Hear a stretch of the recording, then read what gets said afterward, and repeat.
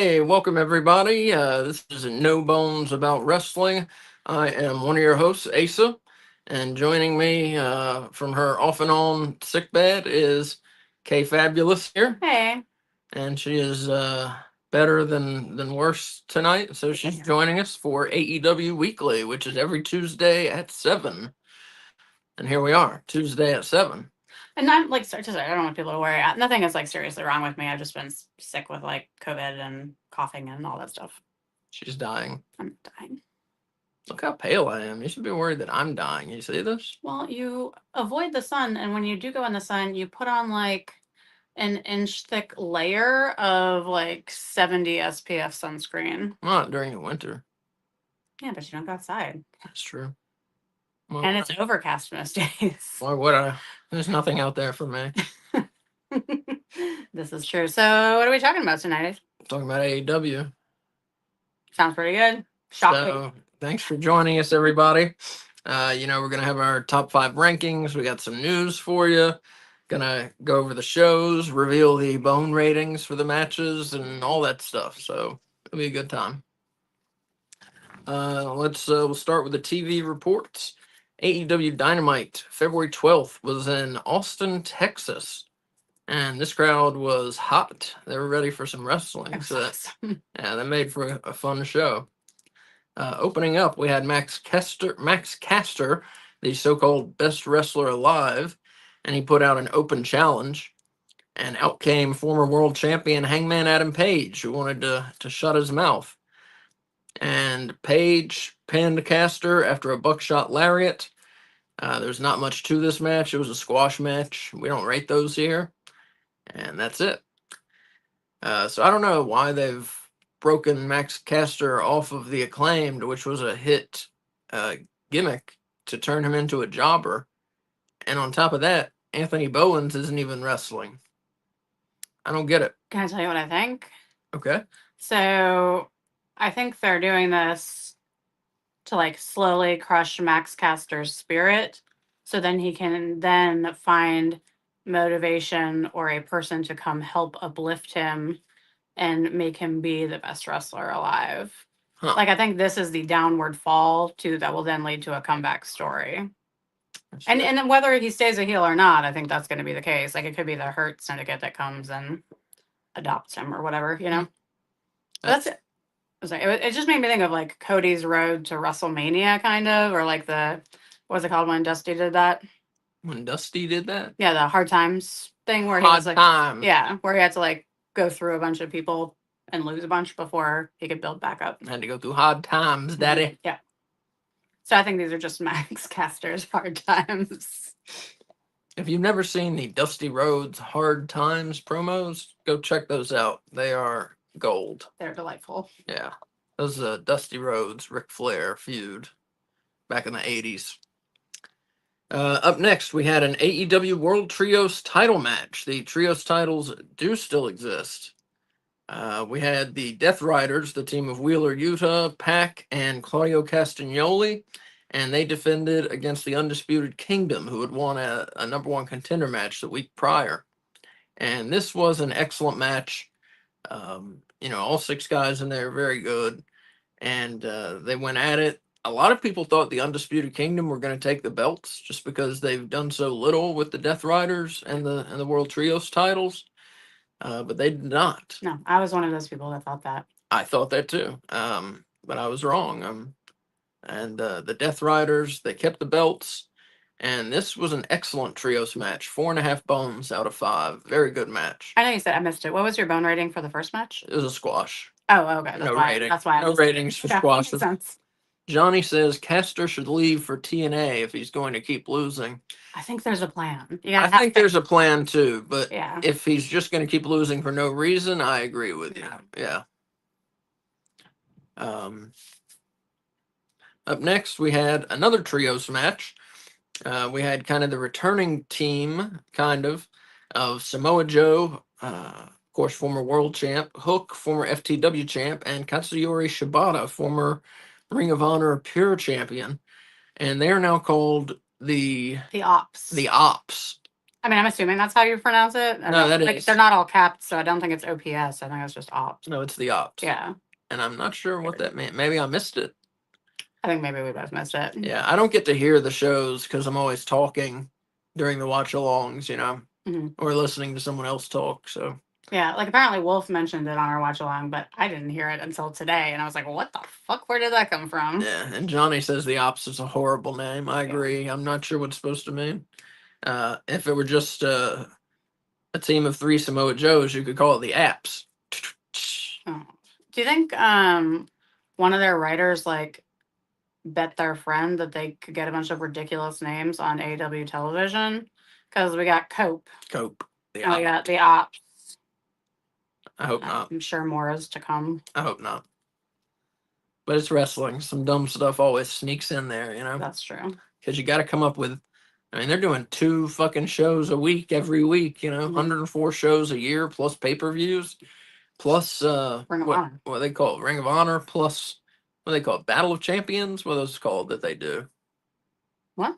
The champion shows. AEW. AEW? Are you talking about like the Owen Hart tournament? No, never mind.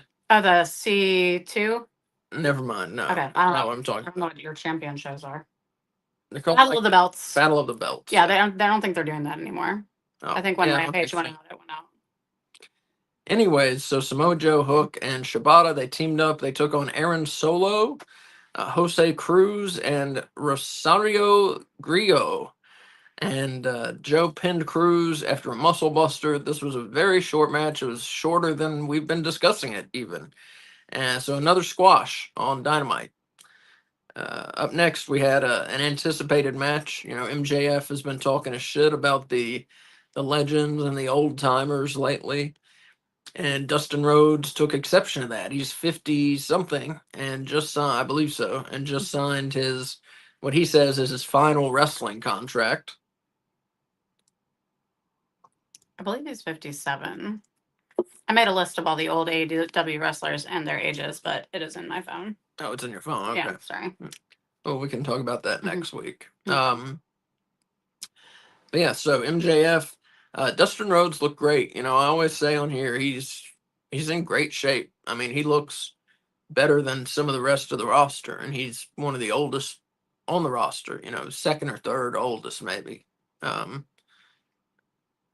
Maybe the oldest. Who's older? I think Jeff Jarrett's not older. I think Billy Gunn might be older. Billy Gunn, I think, is older. Yeah. But anyways, yeah, Dustin and Billy Gunn both still in great shape. Like wrestle like they're in their 30s. I mean, but Dustin was not enough for MJF. MJF won by knockout with a crippler crossface, and Dustin just passed out. Hard fought match, good match. Wish they'd given it a little more time, but it was a good match. 4 bones out of 5 for that one.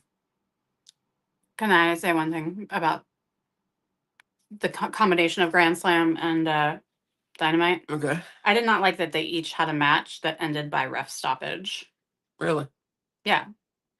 To do 2 in 1 week, like 3 days apart. Yeah. And like for them to be kind of bigger matches. Yeah. Not good. I hear you. And fans don't usually like that either. Yeah.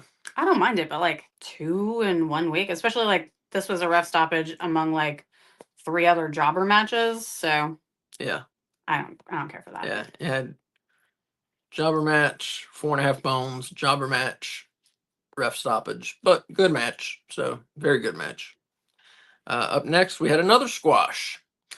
We had Megan Bain, who is undefeated in AEW, and I believe she's the women's champion in House of Glory Wrestling right now. Oh, that's cool. I didn't know that. And she defeated Maya World, I believe was her name. And it was a squash. And Bain hit an F5. She's adopted Brock Lesnar's finisher. She hit an F5 and pinned Maya World. So another squash match. Way too many. 3 squash matches on your flagship show. Like, to do it on Collision is one thing. It's still not bad. But to do 3 squash matches on Dynamite? No, unacceptable. And it's like I don't know what they're doing with it, Well, so it's also like the lead-in to their big show on that Right. Saturday. Yeah. This was taped though, wasn't it? So maybe that is part of it. Wasn't it taped? I don't know. I believe Grand so. Slam was taped. I don't know if Well, this yeah, was no, too. but I think to get the Oh, I think you're wrestlers right. to Australia I with think like this was taped. yeah. So I wonder if that might be like they're trying to rest some of the bigger people. Like none of these None of these people people were were on on the the show, card. Yeah. except maybe what MJF. Wasn't Um, wasn't he on the show? uh, he didn't have a match. Oh, really? No. Oh, no one from this was on the show. Claudio. Excuse me, Claudio was on the show, Yeah, that's it. and yeah, that's it. Let's see. Johnny says Megan needs to start doing 10 German suplexes like Lesnar. No, I know you're joking. I hate Brock Lesnar. If you watch our show, you know he's probably my least favorite wrestler of all time. Just boring matches. Just do the same thing every time. It's one thing when Hulk Hogan does it because at least it's fun. But Brock Lesnar, to me, it's just boring. But Megan Bain remains undefeated. I believe she's 2-0 in AEW. Um, she was number 5 in our rankings last week, so we'll see later if she did enough to stay in. Next, we had former TBS champion Chris Statlander, and she took on Penelope Ford. And decent match. Nothing amazing, but a solid TV match. Ford still looks a little janky, just having some problems with some spots, not having them not flow well together. But a vast improvement from the previous time I saw her wrestle. I think so. Yeah, like I was like, whoa, okay, she can do this. She just needs to get the rust off, you know. Mm-hmm. And Statlander pinned Ford after Saturday Night Fever, her tombstone pile driver finisher. It is And actually this match was 3.5 bones out of 5. when it's on Dynamite, it's called Wednesday Night Fever. Oh, excuse me. Yeah. Okay. So she hit her with Wednesday Night Fever. I didn't realize that, but when I was recapping the episode on AEW's website, that's what they said her finisher was. And the main event on Dynamite, the Hurt Syndicate defended their World Tag Team titles. Was this their first defense? For Hurt Syndicate? Yeah. Yeah. First tag team title defense. And Eric says, "Good evening. The snow is here." I think it's hitting us at 8 a.m. tomorrow. They say, but good for you if you like You it. already Good for you. canceled school.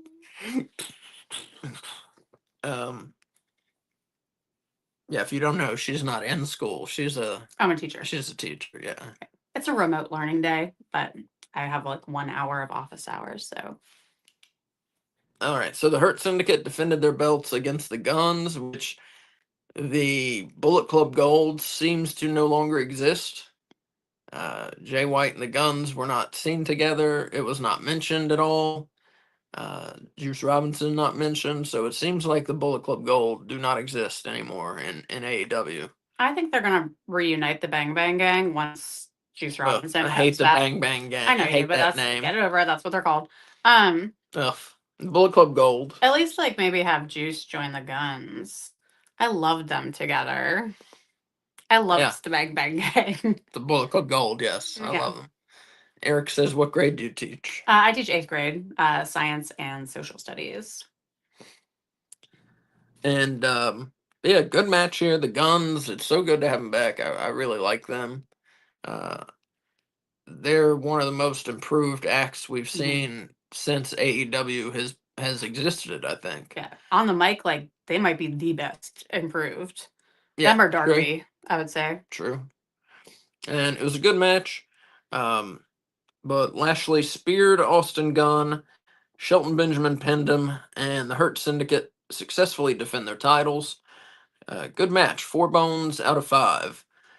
So the match of the night on Dynamite, though, was the Death Riders beating the Undisputed Kingdom in the World Trios title match. That was the match of the night.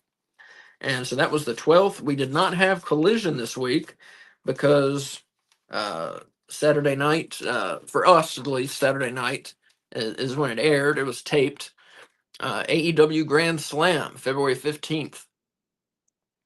And opened up with Will Ospreay, and former international champion Will Ospreay, and former world champion Kenny Omega teaming up to make what has to be the best tag team in the world right now, no doubt. I think it's worth noting that he is also a former tag team champion. Correct. With Hangman Page, yeah. Because they were And a former World Trios champion yes, for the Young Bucks. Wow, he's just and now he's going for the international title. Do you think it's just going to be the first like Grand Slam AEW champion? He should be. That'd be awesome. And speaking of the international title, they took on international champion Konosuke Takeshita and his partner Kyle Fletcher. These two representing the Callis family, and great match. I mean, we anticipated it being the best match on the show, and it definitely was. These guys went wild. They went at it. Mm-hmm. Everyone looked great. Fantastic match. Ospreay and Omega did a combination. Kenny Omega hit the one-winged angel, while Ospreay also simultaneously hit the hidden blade. They did that to Takeshita and then pinned him. And Ospreay and Omega pick up the win, 5 bones out of 5. That was the match of the night on Grand Slam, and that is your AEW match of the week as well, as we expected it to be. I don't always agree with Asa's match of the night or match of the week, but this one, like, hell yeah. Yeah. There was no other match that was like close, in my opinion. I mean, there were other good matches, but like this was like, oh my god. I don't know. We had one later that was pretty darn good too. Does it involve a Rainmaker? I don't know. We'll see. Johnny says, I only got 2 words for you. No bones.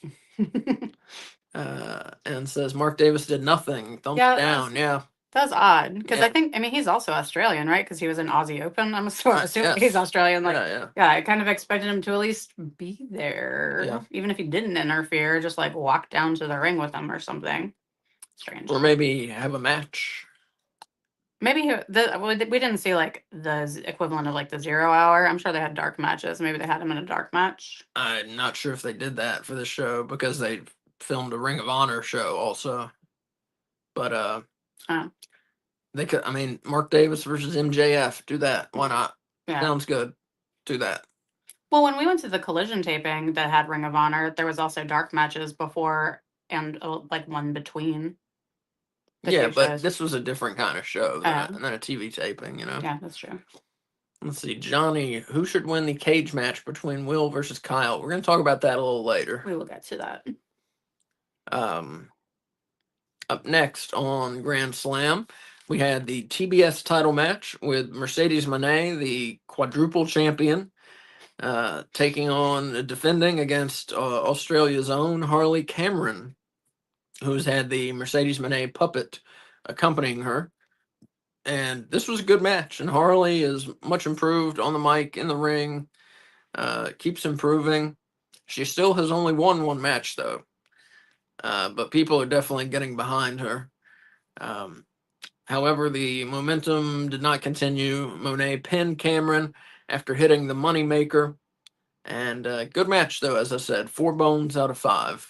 Solid match. Are we going to talk about this later, or can I talk about my hopes for Harley Cameron? Yeah, go ahead. My hope is that because I thought it was really early to have her try for the belt, especially with such an awesome like rivalry with the puppet and everything. So I'm hoping, you know how she's like just the right amount of crazy. Is she? I think she's past the line. The perfect level of crazy for a wrestler. Not in real life now. But I'm hoping that this like she becomes like slightly more unhinged and becomes like obsessed with the idea of defeating Mercedes Moné, and she just like we see like training montages. We see her starting to like not have squash matches, but matches where she is like dominant and like builds up, and then maybe when we get to like All In or something, she's like, and then gets the belt. Maybe that sounds good. I love her. I want her to have a belt, and I want Monet to have not 4 belts. Or maybe she goes totally insane. Hey, that's enough. Maybe she goes totally insane and ends up making a puppety menagerie of friends and having all the AEW female wrestlers represented in puppet form. What if she makes a new belt that's a puppet belt and the different puppets compete against each other for the puppet title? I mean, I would be for that. Yeah. I don't think most people would, though. No, they would hate that. I think people would hate that. We would think it's really funny. I would like it, though. I would be for them. And yeah. Anyway, sorry, I didn't mean to lead us astray. yeah, sure. Eric says, I think the taping was 6 hours last Saturday. That sounds about right. Yeah. And Fazb says, I'm at the library printing out return label for Amazon. I'll watch it later. I'll give you a like. We appreciate that. Good luck with your return. Yeah. But yeah, as a reminder, our shows are always, of course, available after the fact. Mhm. And AEW Weekly and WWE Weekly are available usually the next day in the form of an audio podcast. Mhm. And I need to talk to you about that after the show. Oh, okay. And the actual like video of us is going to be on YouTube. Right. Always. Those are always on Yeah. YouTube, yes, forever. Even when we die. So yeah, Mercedes Moné kept the belt. Up next, we had another big tag team match. This I expected to be. Well,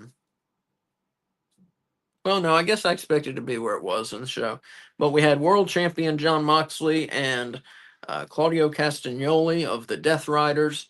They teamed up to take on Adam Copeland, now known as Cope, but I'm gonna stick with Adam Copeland, and Jay White. And this was another good match. This Grand Slam show was awesome.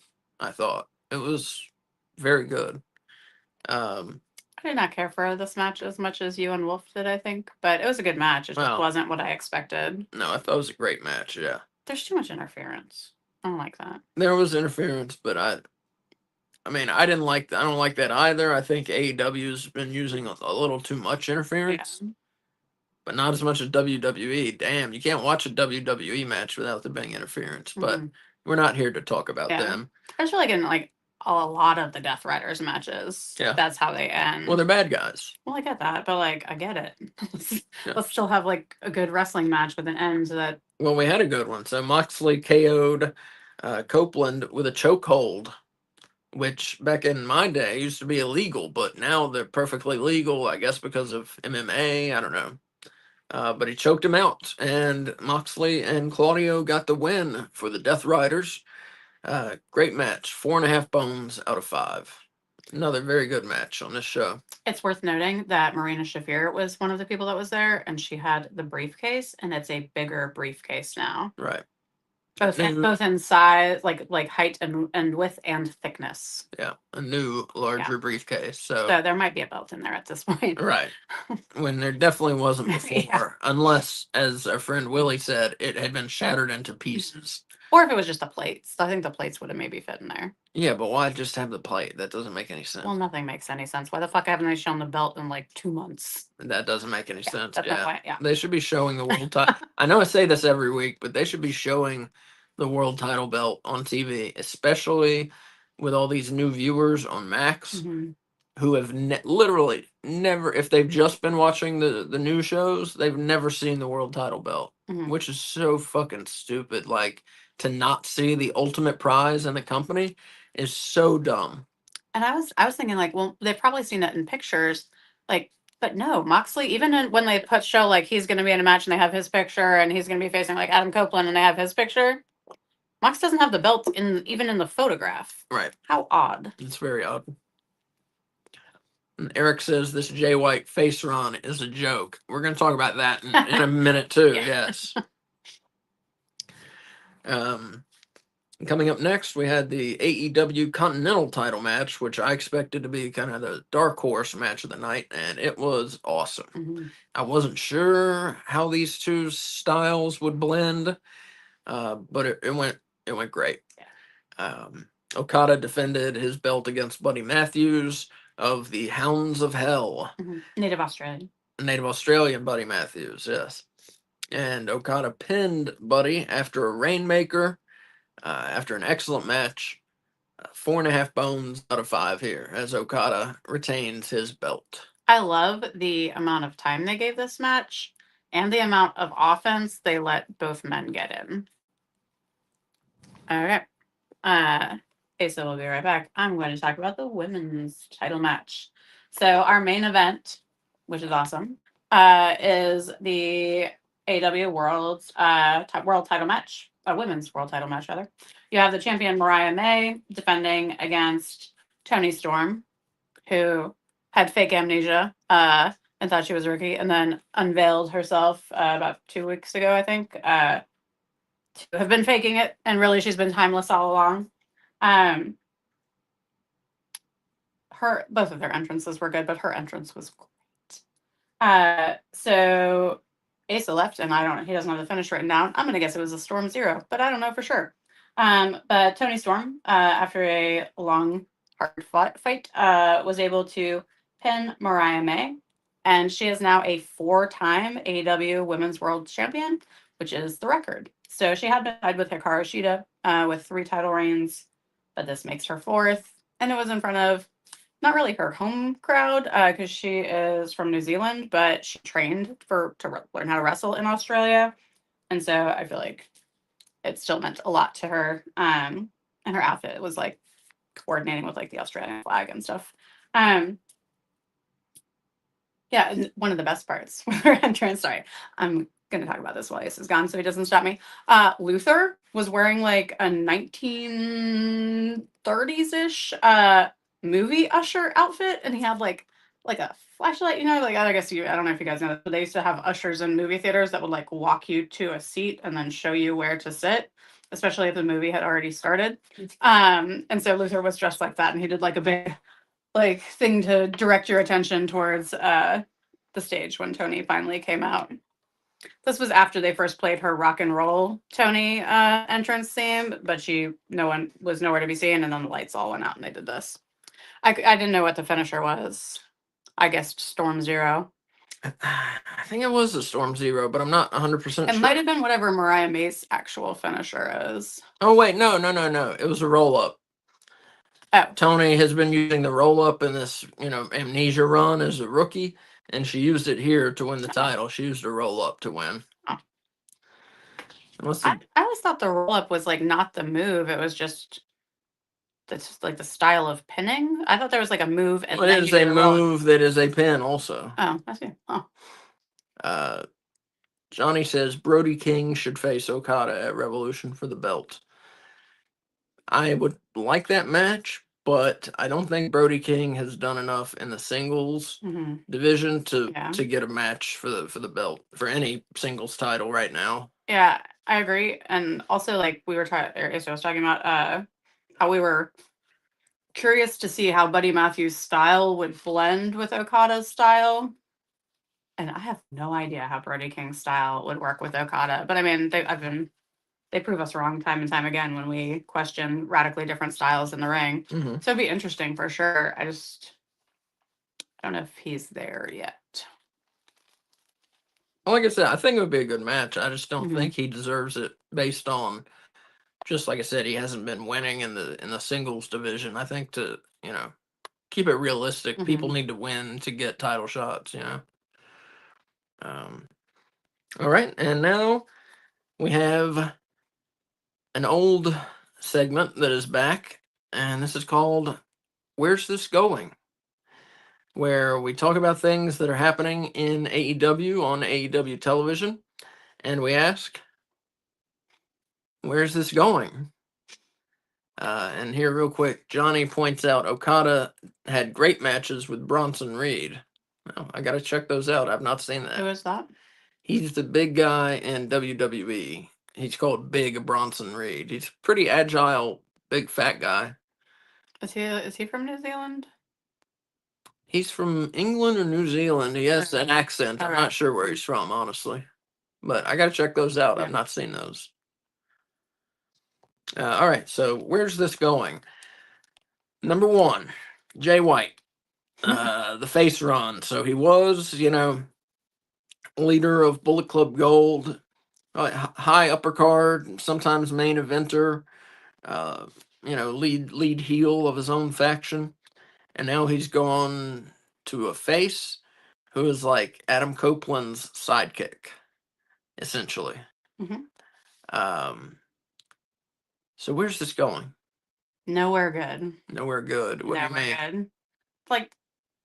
Like him as a face is ridiculous, in my opinion. I mean, he was a face with the Bang Bang Gang, because people loved them all. No, he was when they were all together. No, I just hate the Bang Bang Gang. I thought you were disagreeing with me. No, the same. Former Bullet Club Gold. How about that? Anyway, people loved them so much. I think because of Juice Robinson and the Guns, but so that worked. But now that he's by himself again, he just looks like a little asshole. Mhm. You know, and I like Jay White. This is not me talking shit about him. He's awesome. He's awesome in the ring. He seems nice, but he also looks like a guy you just like really would want to punch in the face. He looks like a like prick. anytime he talked to you.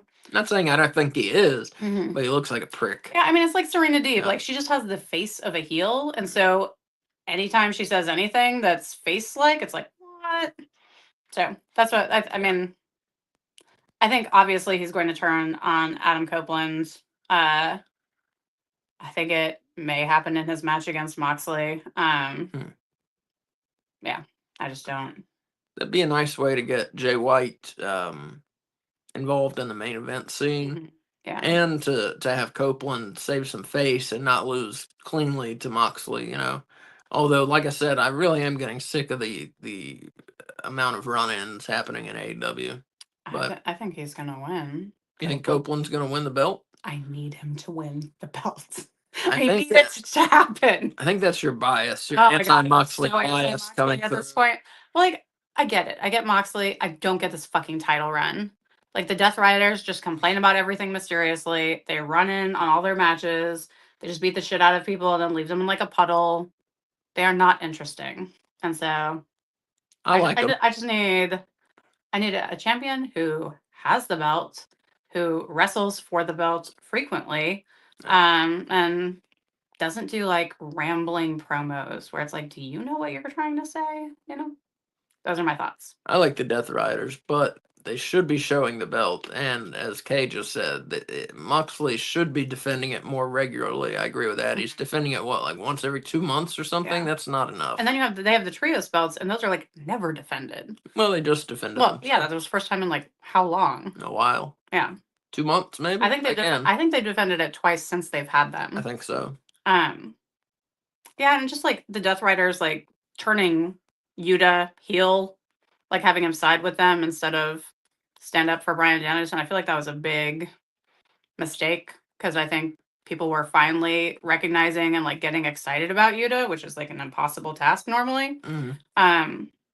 And then I feel like they just dropped the ball by putting him back with the Death Riders, where he's just like in Claudio and Moxley's shadow as like generic bad guy in the background. He'll have his. He's still young. He'll have his day. Yeah, but I feel like that was the moment, you know, to get people to care about him. It would have been a good chance, but like I said, he'll have his day. He'll be a face soon enough. Yeah. Whenever the Death Riders, whenever they break apart, he'll be a face and he'll get his. Yeah, but when he was a face before, people didn't care about him. But it'll be different because now he's part of a story. Oh, I know, like overcome. Whenever they evil. break apart, exactly. Yeah. So. Okay. Like Gollum, he's the Gollum of the Death Riders. Wait, I forget what happens at the end of Lord of the Rings. Well, Gollum ends up with the ring, but he also flings himself into the volcano, Mount Doom. So I'm reading those right now. Spoiler. Well, I've seen the movies. I just don't remember them.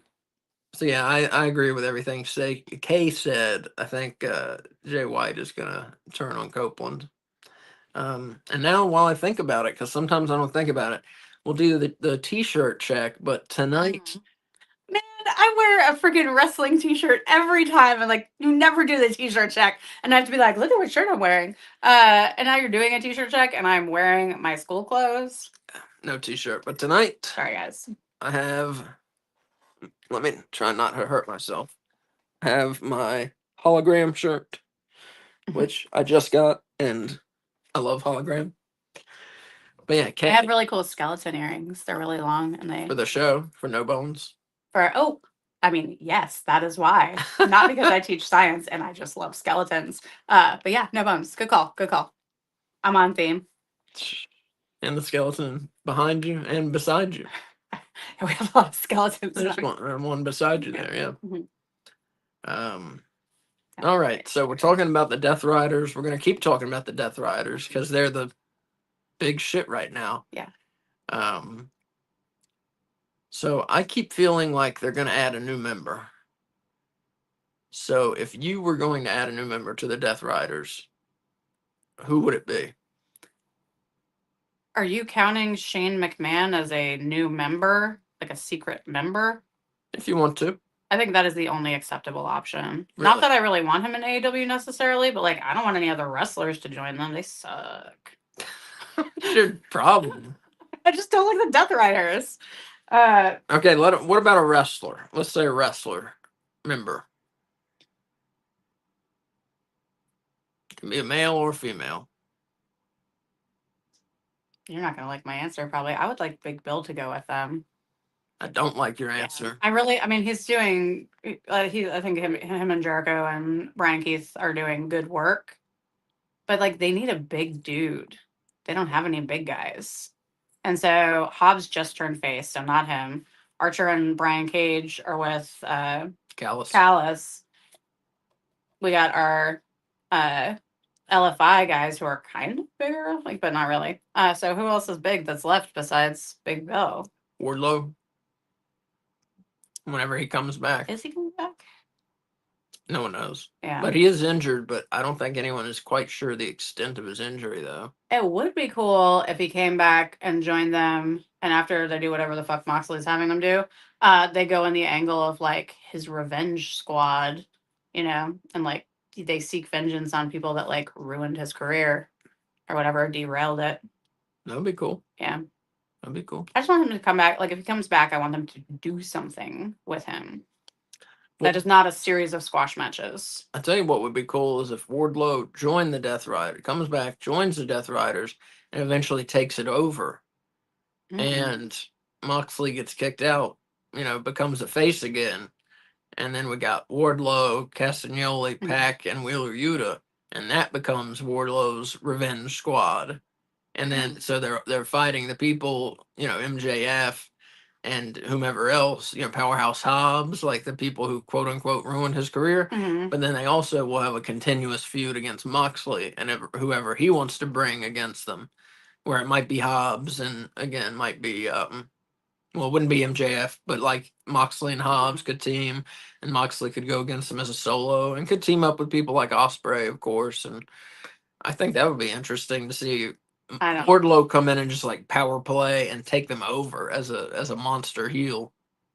I don't like this. Well, I like it. No, but like I feel like I just came up with it. No, okay, no. But it was well thought out, even though you were just coming up with it. But like, I don't see Wardlow coming in, even with his like a big return, with a big enough personality and enough like gravitas to pull Claudio and Yuta, who have been with Moxley since the start of the Blackpool Combat Club, to pull them, well, almost with Yuta, but Claudio since the beginning, to like pull them into his ring out of Moxley. Yeah, I mean, you'd have to have a good explanation, yeah. It would be like a really stretchy explanation. No, they could just be tired of being in the shadows, like you're saying. I mean, that's all it needs to be. But you're saying that then Wardlow's going to take over his head, so they're still going to be in a shadow. It's just Wardlow's shadow now. Yeah, well, it's wrestling. It doesn't need to be I like things to make sense. I like things to make sense too, but it doesn't need to be 100. Yeah. They just say, Wardlow's a better leader than you ever were. Bam, explained. So, I mean, so, yeah. Let's see. I want Claudio to go solo. Johnny says, "Can you teleport like hologram?" I cannot. I wish I could. Oh my god, that'd be awesome. That would be one of my top superhero abilities. It would be like invincibility 1, flight 2, teleportation 3. Yeah. Anyways, flight 2? Flight number 2. Ugh, no. Yeah. And Johnny says, Brody could want revenge. Oh, going back to our talk about him wanting Brody King to face Okada, he says Brody could want revenge for Okada injuring Buddy's ankles. It could, that could work. Could work. Except it didn't happen during the match. Well, right, but most fans don't know that. Yeah, well, that's true. Actually, I think most of AEW's fans do know that. Yeah, because we don't read everything. Yeah, I think most of them are on the internet. Yeah. But still, the kayfabe, you could say that he heard it during his match, right? So that could work. Yeah, that could work for sure. All right. This isn't a where's this going question. Well, it kind of is. So AEW has the best roster of cruiserweight wrestlers, lucha libre wrestlers in the world right now. Yes. Should, and now this would be, AEW would have to get rid of a belt or two. Are you about to suggest a new belt? Yes, but after getting rid of one or two belts. Yeah. Should AEW have a cruiserweight belt? Would you be for that? I would 100% be for that. And I would like to volunteer a belt for sacrifice. Okay. I would like the Continental title to not be a title that's defended anytime besides the C2 tournament. Because when they first started talking about it, the first year they did it, they presented it like it was going to be almost like the Owen Hart Championship belts, where it's like, oh, look at this award that I won. We won't see it for another year. Mm-hmm. You know, because I mean, I guess that kind of is a title ish. Yep. And so, yeah, I just don't like when they finally did make it and they like had those 3 belts for a while, it just seemed like too much. And I hate that like the person who wins the tournament can then lose it to someone who didn't have to go through a tournament to get to them. It just seems unjust. I like that. Yeah, I think that's a good decision. That way you don't totally get rid of the Continental title, which definitely has its gravity. I mean, it's like it's a big deal to have the Continental title, I think. I mean, Okada has really elevated the belt, but I mean, just the C2, which both have been awesome so far, just having that be the prize, that alone makes the Continental belt something worth fighting for.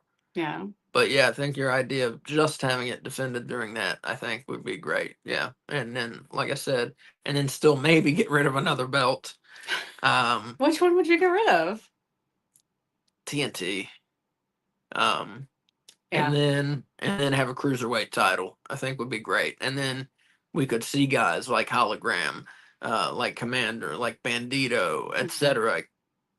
fight for belts. You know, because those guys don't ever get chances at belts. Well, and they fight each other some, but they don't get chances at belts. So here we could have these awesome cruiserweight matches, but also with something on the line now, which I think AEW has got to do it. I think they would be so smart to have a world cruiserweight title. Why not just make the TNT belt the TNT cruiserweight belt?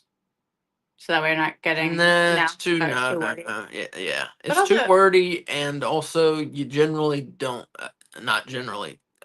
No one has ever turned a heavyweight title into a cruiserweight belt or vice versa. Not that I know of. I didn't really know that was a heavyweight title.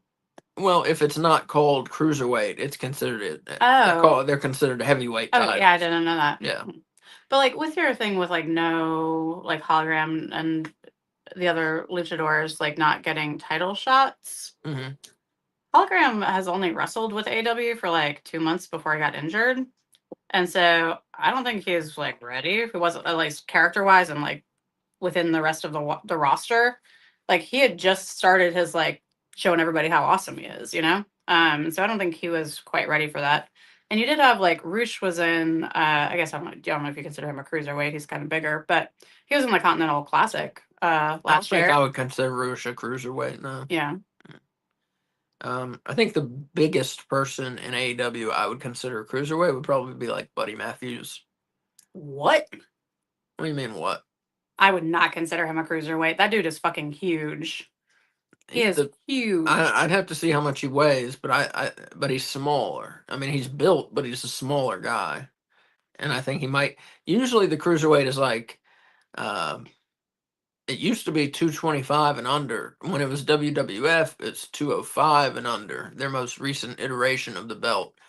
But AEW can pick whatever weight they want and make it the cruiserweight, because that's what every other company does. So, but yeah, I think they should definitely do it. Like I said, just Hologram, Commander, Bandito, say Buddy Matthews, maybe. Who else? Jay White, I think, is a cruiserweight. He's tiny. No, he doesn't need to be fighting for that. He's too big a name to be. What about Jack Perry? He's very small. Jack Perry could fight for it, correct? Adam Cole. He's so Adam tiny. Cole. He's so tiny. I think he's a little Garcia's big a name. Garcia's tiny. Hook could fight for it, and then you have Hook with title matches. Oh, and speaking of Hook, I've Okay. spoke Rewind into It's existence. like magic. He says AEW does need a cruiserweight belt because a cruiserweight belt would be a speed bump for Hook, because Hook would have that belt and it would take away from him getting his hands on the heavyweight belt. I just mentioned that. That's weird. Did you say Commander? I missed a few seconds. Yeah, of course. Okay. Yeah. And Johnny suggests making the cruiserweight title a Collision exclusive. Could be, and then another reason for people to watch Collision. Yeah. And yeah, I like it. I like it. Why not? Bandito, is he a cruiserweight? He's Yeah. taller. Yeah. Oh, definitely. Okay, yeah. Johnny said you could call it the High Flyer belt. Yeah, that's fine too. Yeah. Yeah. Doesn't all have to be about weight. It could be about style. Yeah. Mm-hmm. Nelson Kelso says, "Hey, how's it going, guys? And glad to see you're feeling better, Kay." Oh, thank you. I appreciate that. Johnny. Oh, AR Fox. Yeah. Oh, There's another good one who call, could yeah. be in it. Shibata, is he small enough to be he's small. I wouldn't say Shibata, no. No. And Rewind says Hook would be the king of the cruiserweight division, or call it the Hook belt. Dante Martin, if you split him away from Dante Martin. Yeah. There you go. Yeah, I mean any number of Leo people. Rush. Leo Rush. He's like the tiniest. Action tiny. Andretti. Yeah. Rewind says FTW belt too. But yeah, like I'm saying, all these people who are maybe undercard or just are lower mid card or mid card and just don't get shots with titles, we can have them have more meaningful matches by having them fight for a belt, and having this belt mean something, and putting on, like with the people that we're talking about putting in the division, having some fucking awesome matches. Has there ever been a wrestling company that you know of that has put like a cruiserweight belt on the same level as their heavyweight belt?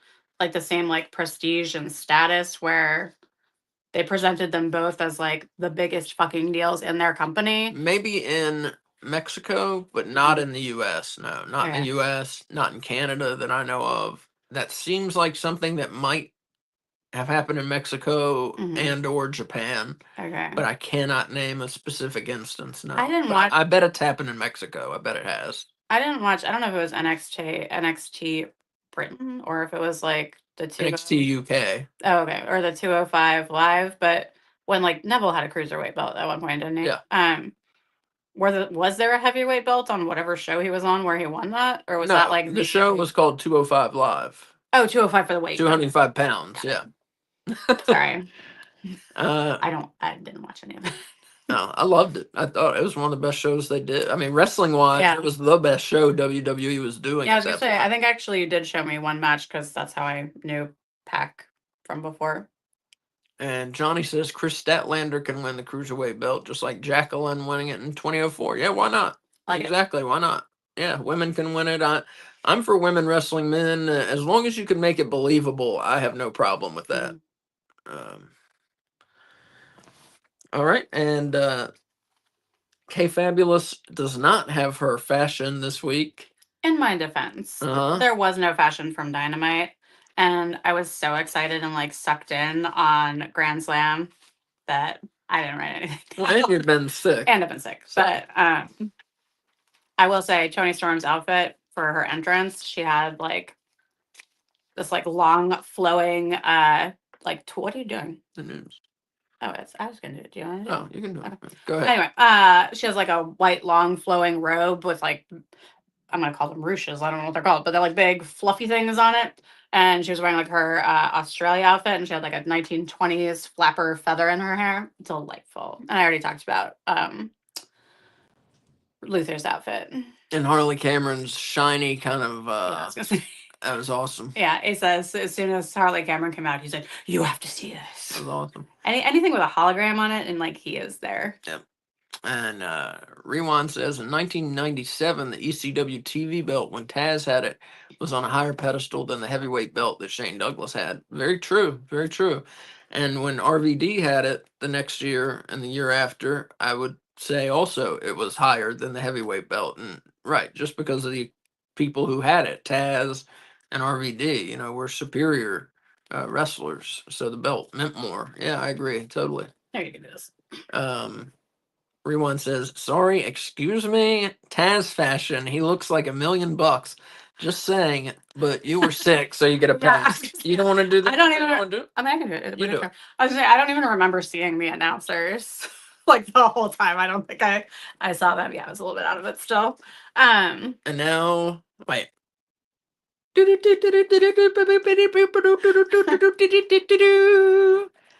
It's an AEW news report with K Fabulous. Okay, so we always start with the injury report to get the like sad stuff out of the way. So as we mentioned earlier, PW Insider reported yesterday that Buddy Matthews is injured. He suffered an ankle injury Saturday at AEW Grand Slam Australia. During his ring entrance, he went from standing on the second turnbuckle on the outside of the ring to landing on the mat on the inside of the ring.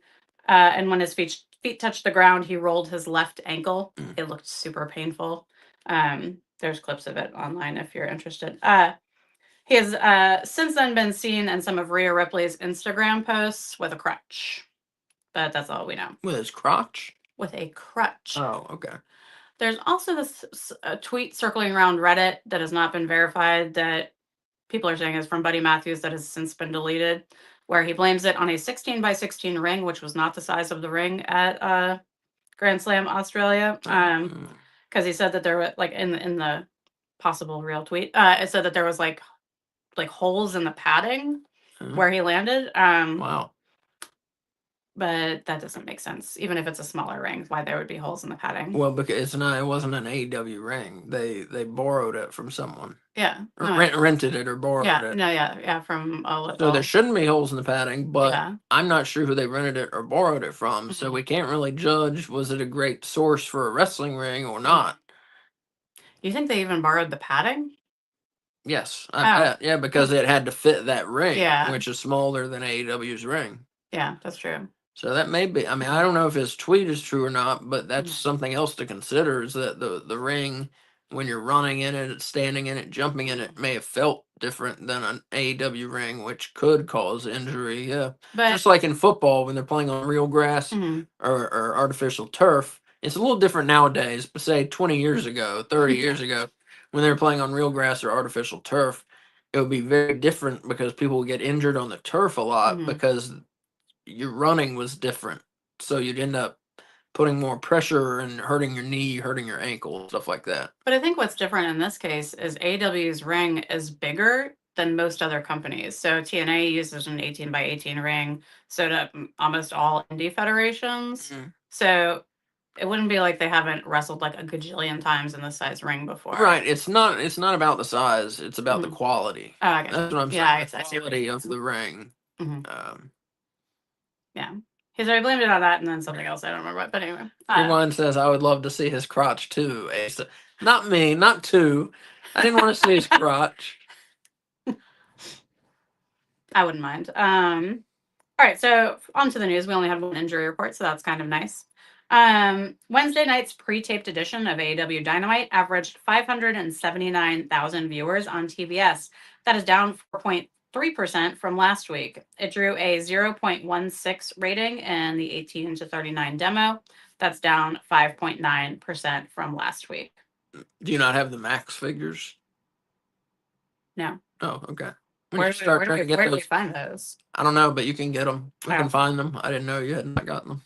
No, I got my numbers from Wrestling Observer and they had TV. You can find the max figures, yeah. Oh, okay. I was not aware. During Saturday's Grand Slam Australia, AEW announced that they are returning to the country in 2026. AEW and its partner, Tactic is I think what it's called. Some Australian thing I'm imagining. Announced that they revealed the news and provided a QR code for those wanting to get on a wait list. I think to just get like early pre-sale tickets. The date and the location have not yet been revealed. So it's hard. Cool. Yeah, I think they're doing a wait list to be like, hey, once we figure out where it is and when it is, we'll let you know. You know. So one thing that's kind of cool that I didn't understand at first, there will be an international championship series to determine who Kenny Omega will challenge for the title at Revolution. It kicks off this Wednesday on Dynamite, where Orange Cassidy will face Roderick Strong. The winner of that match will then face Takeshita, the current champion, in a title match on the February 26th episode of Dynamite. And then finally, the winner of that match, whoever is the champion, will face Kenny Omega, where he will try to take home the title. Revolution. At Revolution. I'm sorry, yes. Very interesting. I've never heard of like having a tournament to see who's going to face someone that's trying to take a belt away from the mystery person. Well, the one I can think of is 1994 WrestleMania 10. Bret Hart, Lex Luger co-won the Royal Rumble. So at WrestleMania 10, what they did is they had a coin toss to see who would wrestle first, Bret or Lex. Or who would wrestle last, rather. And Lex won the coin toss. Or excuse me, Bret won the coin toss, excuse me. So Bret would wrestle last. So what they did at WrestleMania 10 was they had Lex Luger versus Yokozuna for the world title. And then whoever won that went on in the main event to face Bret Hart for the world title. Oh. That he did not have. You know, he did not have. Yeah, he did not have. So that's the Interesting. only instance I can think of where I've seen that happen. Yeah, that's why I was just like so confused when they announced this. I was like, he doesn't have a title. Like, how is this happening? But that makes sense that there's at least some historical context for it.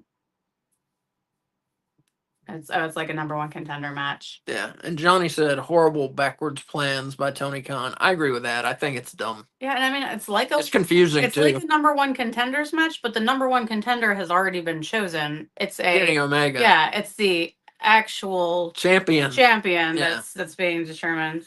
Yeah, it's not. Yeah, it's confusing. It's not good. Yeah, I mean it's interesting because it's different, but just because it's interesting doesn't mean it's good. Well, I think it's actually pretty cool. Like really okay. I don't understand how Kenny like earned that spot to be able to do that at Revolution. Because he's the shit. Well, I mean I know that, but I'm just saying like story wise, how did this suddenly happen? Yeah. Especially because he seems to have like beef with Takeshita, so I've got to think he's gonna keep it. But once I saw like the graphic not just flashed up on the screen, but like on my computer and could like read what it said. I feel like it's not as confusing as I first thought it was. Johnny says WWE should bring the coin flip for the first and last entrance for Royal Rumble and Elimination Chamber. That'd be cool. That'd be interesting. Yeah, I'd like that. Wait, what did they flip the coin? Like first or 30th in the Royal Rumble. Oh. And like first or 6th in the Elimination Chamber.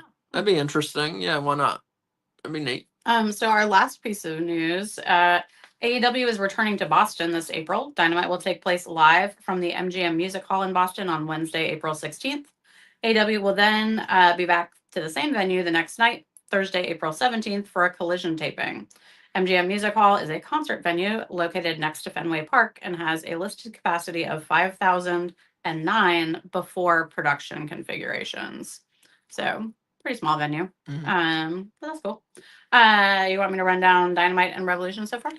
Yeah, what are we seeing on Dynamite tomorrow night? So on Dynamite, we have the first AEW International Championship Series match of Orange Cassidy versus Roderick Strong. Cassidy back after weeks. Yeah, this was like the first time he's been gone, right? That I can remember. It's gotta be the longest he's been gone. Yeah. Yeah. Which again has only been like weeks. Like it has been like months, you know? Yeah, but he's back, so that's nice. Yeah. He deserves like a long vacation. So then after that, well, not necessarily another match for Dynamite. We have a street fight between Big Bill versus Powerhouse Hobbs, which I think is awesome. Yeah. MJF and Hangman Page go face to face. And then you have the Ops. The apps, right? So silly. You have the Ops, Samoa Joe, fried mozzarella sticks, Katsuyori Shibata versus the Patriarchy with Christian Cage, Nick Wayne, and Kip Sabian. Spinach dip on a pole match. That sounds delicious. I love spinach dip. Well, artichoke spinach. Anyway, do you want Revolution? Yeah, what's going on with Revolution? So some of these have been challenged but aren't officially official, but like come the fuck on, they're happening. So AEW World Championship, Jon Moxley, the current champion, versus the Rated R superstar, Adam Copeland. You have the international title match of Kenny Omega versus the winner of the series / current champion at the time. You have Big Boom AJ versus To Be Announced. No, I didn't know that. Okay. I didn't either. I Oh, thought- whatever gets them eyes. Yeah, yeah. And then you have Osprey who challenged Fletcher to a steel cage match, but Fletcher has not yet responded. But come on, Awesome. you can't throw that out there and then not give it to us, right? Like, I think so. Yeah. 3 awesome matches so far. Is that it? that's it. Can I Okay. ask you a question about where is this going? Even though we finished that segment, Okay. who do you think should be the first like real contender to face like Tony Storm and have like a story with at this point? Like, do you go back to Mariah May or do you move on to something new? And if so, what? No, move on. Mm-hmm. And man, to who? They haven't built up any heel females.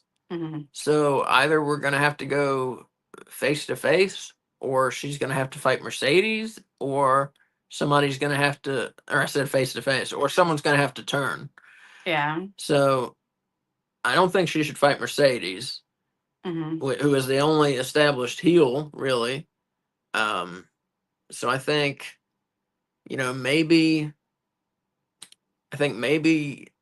building up Thunder Rosa and doing face versus face matches. I think that we could get some awesome matches, and I think both women could remain faces throughout. And I say, why not do face versus face? Do something different in the women's division. That's so interesting because like we haven't talked about this, but Thunder Rosa was my first thought, but I thought heel Thunder Rosa, but face Thunder Rosa, it'd be even better because I love her so much. I don't really want to see her turn heel. Well, she could turn heel, but I don't want to turn somebody heel just cause. Well, there's also like Tony's first champion run was as an interim champion when Thunder Rosa was injured and had dropped the title, and I feel like when Thunder Rosa came back, they just rushed through that and like one of her first matches back with against Tony, and I feel like they didn't do anything with that they could have, so they could always maybe bring that back. And Johnny has a couple suggestions. Deanna Perrazzo, no, she's not built up enough, but maybe. Britt Baker, I don't know what her deal is right now. I don't know. Saraya, now that could be an interesting possibility. Especially because she's been gone for so long. Yeah. And Deanna could as well. Yeah. Deanna could as well. So I would say I like Deanna or Saraya as options. So I'll add them to the Thunder Rosa option too. But personally, I like the Thunder Rosa versus Tony face versus face. I think that would be neat. Like I said, just seeing something different in the women's division, face versus face. We don't really get to see that in that division.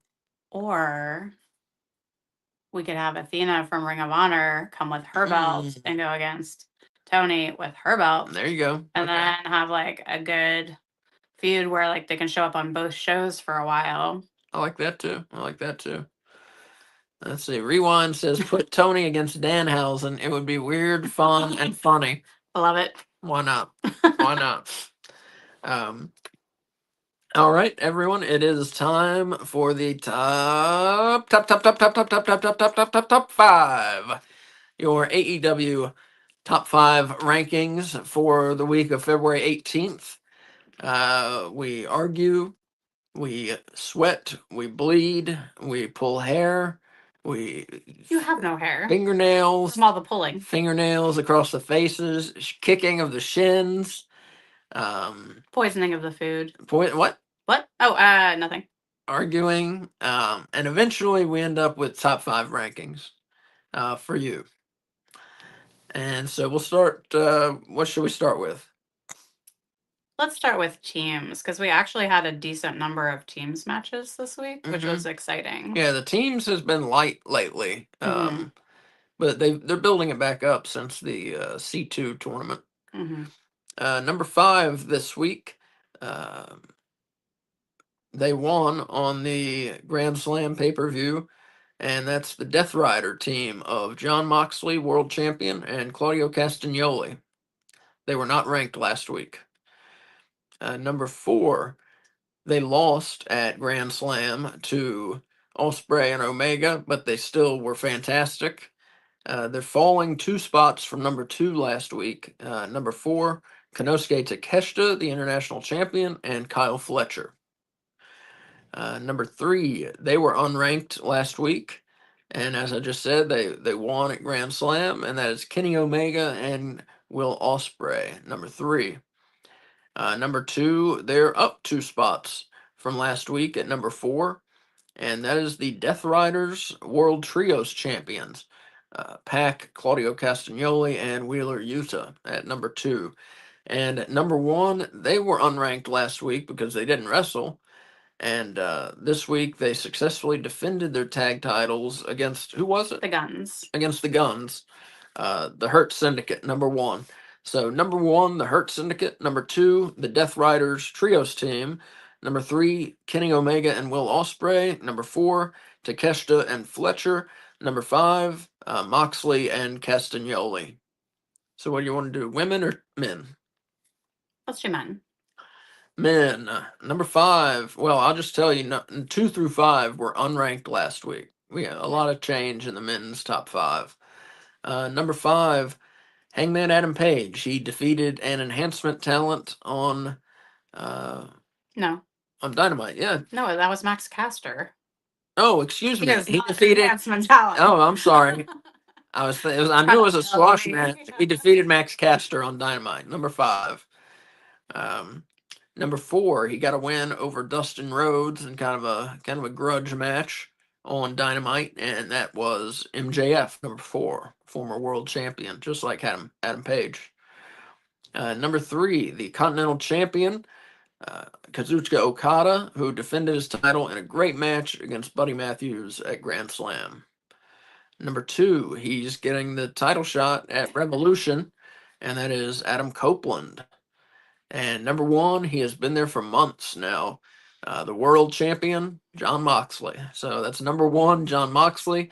Number 2, Adam Copeland. Number 3, Kazuchika Okada. Number 4, MJF. And number 5, Hangman Page. And last but not least, the women's top 5. Yeah, we saved the best for last. Yeah. Number 5, she got a win against someone. Chris Statlander, number 5. Who did Penelope she Ford. Penelope Ford, thank you. On Dynamite. Number 4, up 1 spot from number 5 last week, even though she lost at Grand Slam. She lost in her bid for the TBS title against Mercedes Moné, and that's Harley Cameron, up to number 4. Number 3, down 2 spots from the number 1 position she'd held for months. Former world champion now. Sounds weird to say that. Mariah May. It's beautiful because that means Tony has the belt. Number 2, she was unranked last week just because she didn't wrestle. Number 2, the TBS champion, Mercedes Moné, still undefeated in AEW, right? Yeah. Yeah. And number 1, she's up 1 spot from number 2 last week, and that is the new AEW World Women's Champion, Toni Storm. Timeless Toni Storm. Timeless Toni Storm. So that's number 1. Number 1, Toni Storm. Number 2, Mercedes Moné. Number 3, Mariah May. Number 4, Harley Cameron. Number 5, Chris Statlander. And I have a question. What?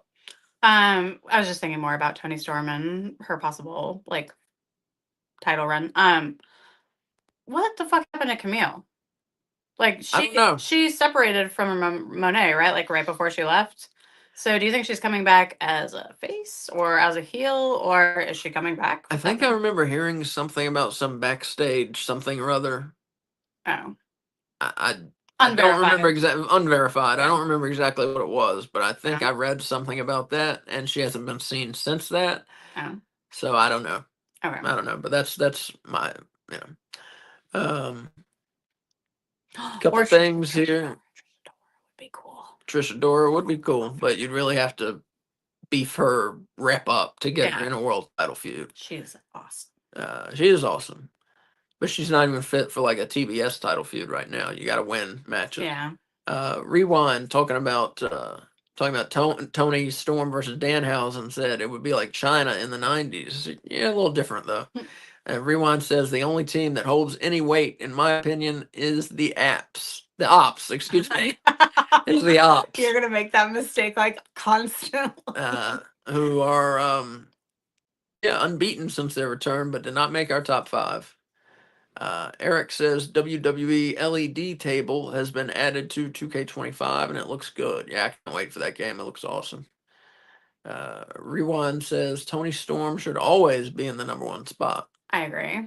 And Antonio saying hello. Hey, Antonio. Thank you for retweeting us and sharing us and everything you do. We always appreciate it. And folks, that is AEW Weekly for this week. We hope you enjoyed it. Don't go yet. I have just a couple things to say. Antonio, Rewind, Eric, Johnny, everybody who talked. If I missed your name, Nelso Kelso. Nelso Kelso, isn't it? And if I missed you, Fazby. If I missed you still, thanks for talking. We love talking to you guys. And yeah, just coming up this week, tomorrow night, 7:55, AEW Dynamite Watch Along with me, K Fabulous, and Wolf, and maybe Willie. We'll see. Thursday, K Fabulous and I are doing our retro watch along at 7:50. That's 750. We are watching WCW Super Brawl 4 from February 1994. It's going to be a fun one. Yeah, I don't know how much WCW you've watched, but this is all very new to me. I fucking love it. Yeah, I love WCW. Like, they are competing with AEW for my favorite wrestling company ever, and they're like slowly encroaching on AEW's space. Like, I mean, not when they go off the fucking rails, but yeah, some good stuff. Yeah, you haven't seen when they go off the rails. You haven't seen that stuff yet. I'm not Vince Russo stuff, other stuff. Yeah, so that's Thursday, 7:50, WCW Super Brawl 4. That is available on Peacock to watch. That's how most people watch along with us. Friday, we're off. Saturday, we're off. We're going to an independent wrestling show, a company called AML Wrestling. We're going to see Joe Hendry, apparently.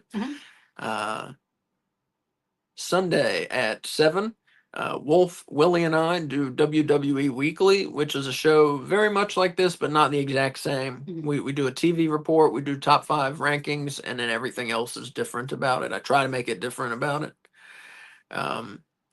And then next Monday, a Raw watch along with myself, Wolf, Dylan, and Willie, and that is 7:55. And then next Tuesday, we're right back here, Tuesdays at 7, AEW Weekly. And one thing I want to remind you about, we have a big interview coming up February 28th, Friday night, 8 o'clock. We are having our interview with Justin Credible, former ECW World Champion, ECW World Tag Team Champion, WWE Hardcore Champion, WWE Tag Team Champion. He's been in TNA as well. He's going to be joining us on January 28th at 8 for an interview where he said, ask him anything. So we're going to ask him anything. So it should be good. We're not going to try and get too scandalous, so don't think that's how it's going. But he said ask him anything, so it's going to be an interesting time. And if you have anything you want us to ask him on your behalf, just send Asa a DM or let us know. Post it on X or send me a DM or let us know in chat. Yeah. And that's it. So thanks everybody, and hopefully we will see you tomorrow at 7:55 for AEW Dynamite. That looks good. Yeah, sounds good. Bye. Bye. You're not going to tell them to use their turn signals? How are they going to be safe? Use your turn signals. Bye, everybody. Wave.